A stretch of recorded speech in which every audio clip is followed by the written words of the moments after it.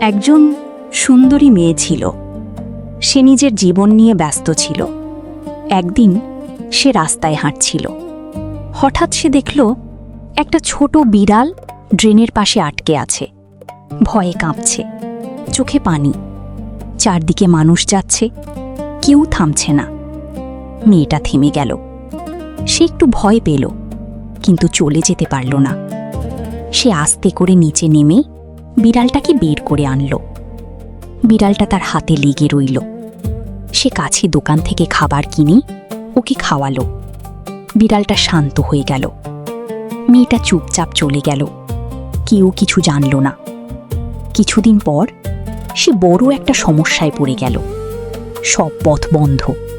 হঠাৎ অচেনা একজন এসে তাকে সাহায্য করল। তার সমস্যা সহজ হয়ে গেল। সে অবাক হয়ে গেল।